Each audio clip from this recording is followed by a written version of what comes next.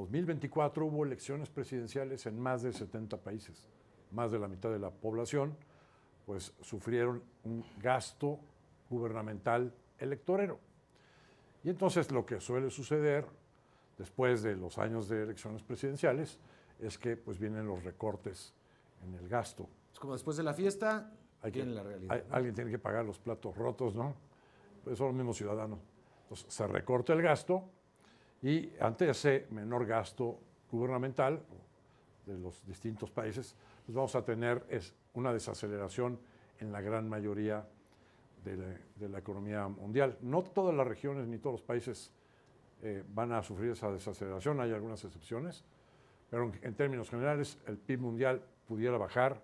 Nosotros estimamos que de un 3.2 o 3.3, que podría ser el crecimiento de la economía global este año 2024, para el año 2025 podría descender a un rango entre 2.8 a 3%. Ya, bueno, América Latina, la región de América, son 7 elecciones hubo, si no estoy mal, en 2024. Fue un ciclo importante electoral. Jorge, cuéntanos, ¿cómo estás viendo las cosas? Pues efectivamente, como dice Ernesto, para el siguiente año vemos un ajuste después de las elecciones de 2024. Hay que recordar que este año se tuvo un endeudamiento récord de casi 6 puntos del PIB. La presidenta Claudia Sheinbaum en su primer año de gestión tiene que hacer un ajuste fiscal, reducir el déficit para que las finanzas públicas no se salgan de control, para que el costo financiero de la deuda se mantenga estable, y este recorte va a implicar pues ajustes a la salud, a la educación, a la seguridad, pero sobre todo a la inversión física, que tiene un recorte de más de 100,000 millones de pesos, y estos recortes se focalizan en temas carreteros, petroleros, de obras hidráulicas, lo cual va a afectar tanto el crecimiento económico como las perspectivas de desarrollo económico y de bienestar social para la población. ¿Y cómo lo ves, Jesús? Pues Mario, efectivamente creo que el escenario global se está complicando. Me parece que justo como decía Ernesto, sí hay un enfriamiento, llamémosle normal, después de un año de mucho gasto público en general, pero también hay algunos elementos particulares que creo que hacen que las perspectivas sean más complejas. En particular, la entrada de Donald Trump, que ya mencionabas tú, pero eso viene emparejado con las relaciones y las tensiones geopolíticas que tiene con China. Luego tenemos el conflicto entre Rusia y Ucrania, que también está complejizándose más, y sin duda lo que está pasando en Medio Oriente. Entonces, hay varios elementos que están modificando los escenarios globales. Y yéndonos al escenario nacional, en la encuesta de especialistas de Banco de México, hace 7 meses, en mayo más o menos, cuando les preguntaban si la economía va a estar peor en 6 meses, pues había una respuesta de más o menos del 30% que decían que sí, que va a empeorar en 6 meses. En este momento, esa respuesta es del 77%. Si les preguntaban si está peor la economía que hace un año, pues hace 6, 7 meses estaba por el 20%. Ahorita es 90% la cantidad de especialistas encuestados de Banco de México que dice que está peor que hace un año. Y en términos de si es buen momento para invertir, pues ahorita ya el 60% de los especialistas encuestados dice que no es buen momento. ¿No será que los especialistas y los economistas son muy pesimistas más bien? Porque es que vivimos un 2024, lo recuerdo perfecto, incluso antes, donde ya se hablaba, viene una desaceleración en la economía de Estados Unidos, va a venir una recesión, es inminente 2024. No sucedió nada de eso. Lo mismo se pensaba para el 2023, porque el Banco de la Reserva Federal había subido sus tasas para enfriar la economía. Y la verdad es que había 2 escenarios, los pesimistas que pensábamos que podría haber una recesión y otros más optimistas que pensaban que iba a haber un aterrizaje suave. Y no pasó ninguna de las dos. La economía americana, así es como lo está recibiendo el presidente Trump, está en pleno auge, ¿no? Está en bonanza, creciendo en este tercer trimestre al 3%, para la economía más grande del mundo.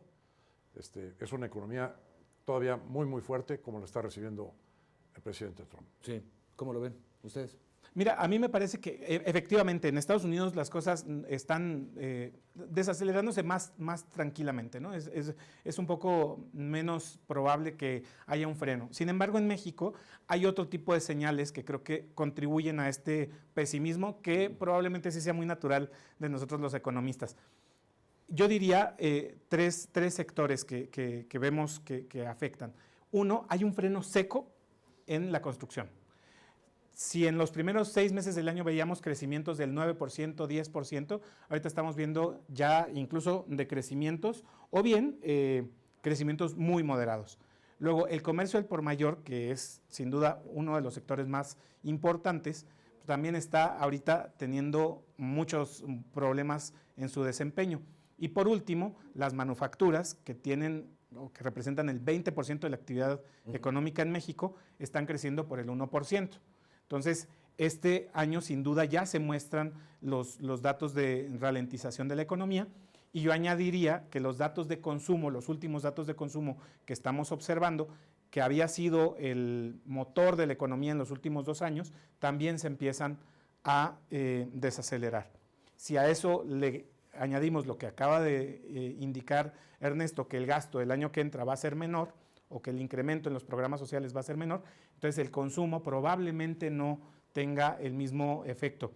Y se nota también en los datos del empleo, que han crecido muy poco en los últimos meses también. A ver.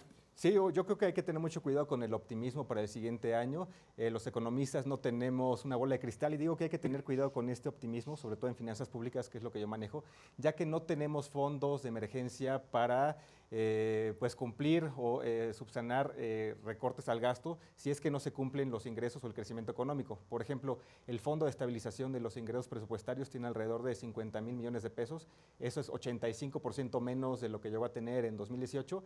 Y nada más como un ejemplo, en 2019, cuando no se creció lo que esperaba Hacienda, que era alrededor de 2%, y caímos apenas 0.1%, utilizamos 170,000 millones de pesos de ese fondo. O sea, no tenemos para reaccionar a un caso donde la economía no crezca como lo espera Hacienda. Creo que los motores más importantes de la economía están bajando de ritmo, y en particular el comercio exterior ante las amenazas de Trump, que por cierto no necesitan hacerse realidad para afectarnos económicamente. Simplemente con que nos digan, probablemente les pongan un arancel a las exportaciones, bueno, eso tiene implicaciones no solo de precios, sino también de costos en las cadenas de valor que tenemos interconectadas. Básicamente somos una gran fábrica en América del Norte. Entonces, para producir coches, para producir vehículos, pues cruzan nuestros productos la frontera varias veces. Con aranceles simplemente eso se rompe y tendríamos un reacomodo que tomaría años para poderse realizar. Entonces, ese tipo de anuncios, aunque no se hagan realidad, afectan la confianza, afectan las decisiones de inversión y probablemente posponen proyectos. Por eso es tan difícil pensar que en este momento, pues digamos, los pesimistas erremos más que los optimistas. Sí, a ver, esas son amenazas, pero digamos, no son de que están en el ambiente. Esas son ya, digamos, políticas públicas puntuales. Muy puntuales, ¿no? Anunciadas. Eso podría venir en cualquier momento. Al igual que otros asuntos como las deportaciones masivas, que también tendrán un impacto económico para uno y otro lado de la frontera, sin duda alguna. ¿Cómo lo ves esto? A ver, partiendo de que de entrada el escenario 2025 es restrictivo. Simplemente vemos el presupuesto de egresos aprobado y pues ya sabemos que va a ser, ya se había dicho, se había anunciado que va a ser muy restrictivo, con el objetivo que tú decías de tratar de consolidar la consolidación famosa fiscal. Sí, efectivamente hay recortes que nos van a poner en desventaja en los temas de la revisión o la renegociación del TEMEC. Por ejemplo, hay una reducción muy importante en el Instituto Nacional de Migración. Tiene el peor presupuesto desde 2008.